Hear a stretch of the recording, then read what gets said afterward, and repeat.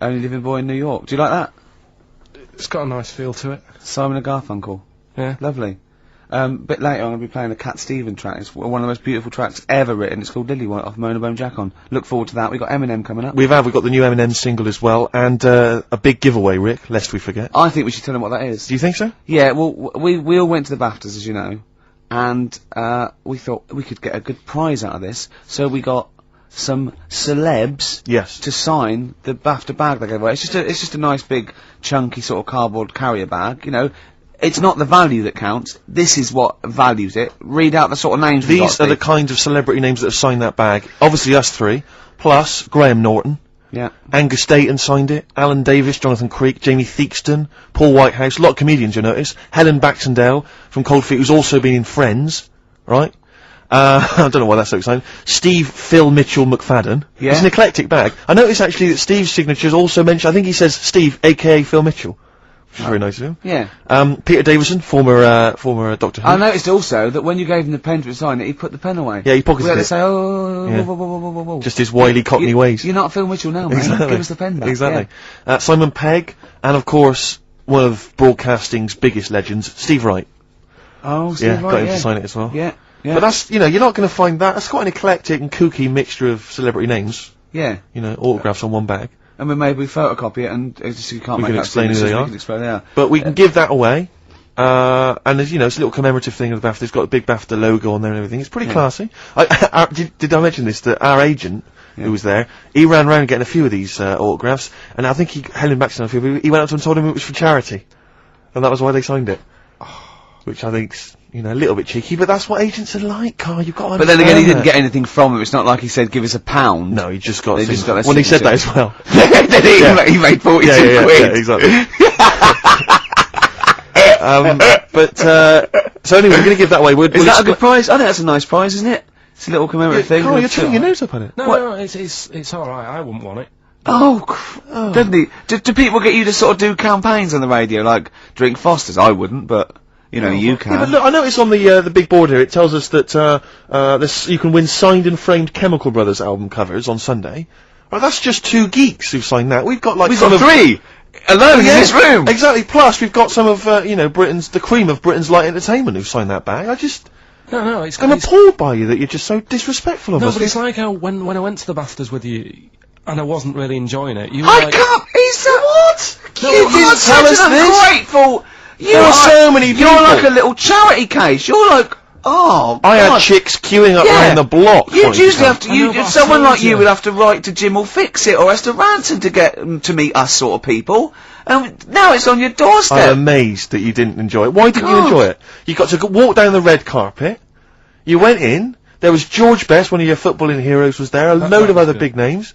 You sat there, you had prime position. You came backstage with a load of other big names. Hey, you had a lovely bit of grub. You were filming this thing for the DVD you were making. That's you, a cameraman on our DVD. And yet you think, now you look grumpy because you had a couple of pints and you, I can't believe it. So tell us why you didn't enjoy it, because the ceremony, what didn't you enjoy about that? It was interminable, wasn't it? Far too long. Wasn't it awful? 3 boring. hours. I'm sorry. I thought you were going to say something. Really? Sorry. 3 hours. Yeah. I mean, I suppose for you two, at least, you know, you were going to get something. Sure. Yeah. But with me, it's like, I mean, I've never graduated or anything, so. Have you not? I'm trying to think of a situation. Basically, I sat there for 3 hours knowing that I'm not going to get anything out of the night. Yeah. Right? Now. Sorry, when we invited you and you said yes, did you think you were up for an award? No, I thought we were going to be sat round tables, having a nice bit of food, whilst people are going up there winning awards. Yeah. But 3 hours of the same thing over and over again. I mean, if a film's 3 hours in the cinema, you go, well, it's long, but, you know, I wonder how it's going to end. Yeah. But this was just like the same thing over and over again. Some guy going up, thanks a lot, cheers for the bit of brass.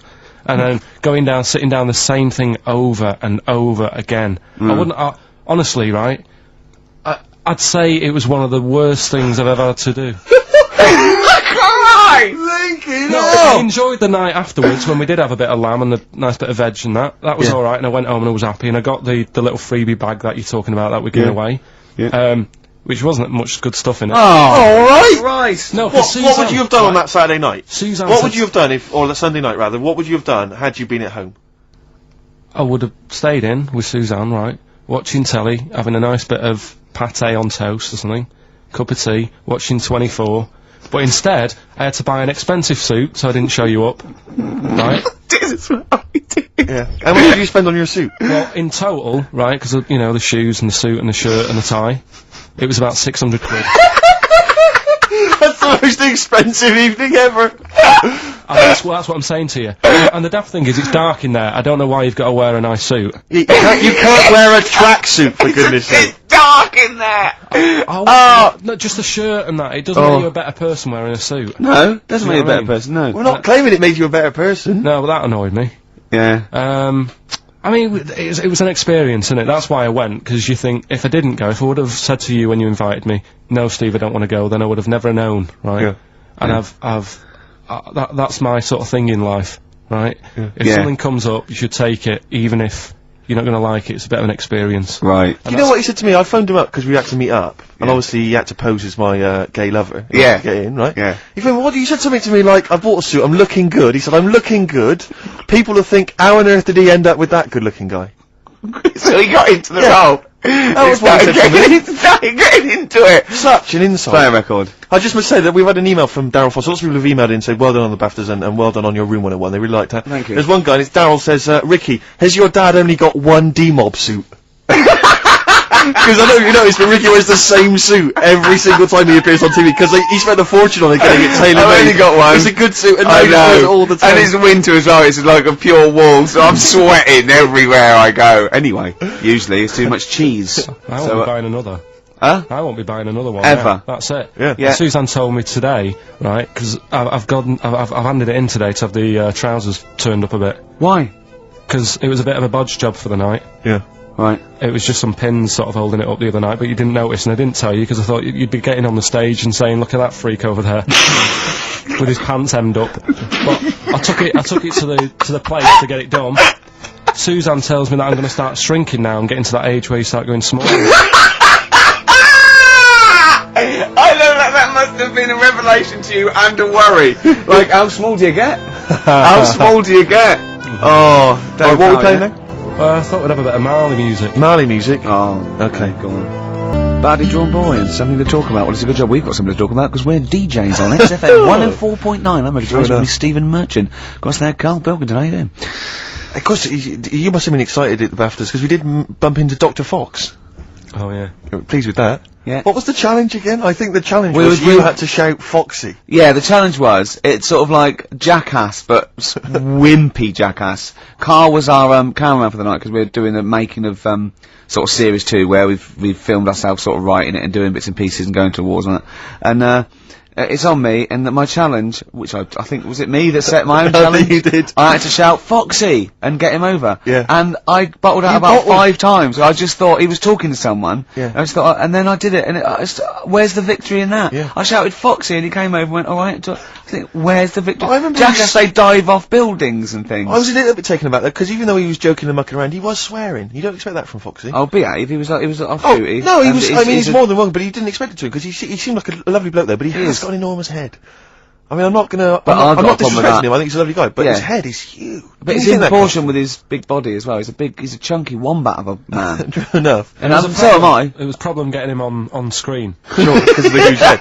Yeah. I was struggling. No. I know, well, I know the Popeye people have worries about that. They had to get special lenses. Yeah, yeah. I love the fact that us 3 freaks can take this out of anyone. Stop there though, Rick, because I was on TV briefly. There was a thing about The Office on Top 10 TV Bastards on Channel 4, and I appeared on there briefly talking about the show.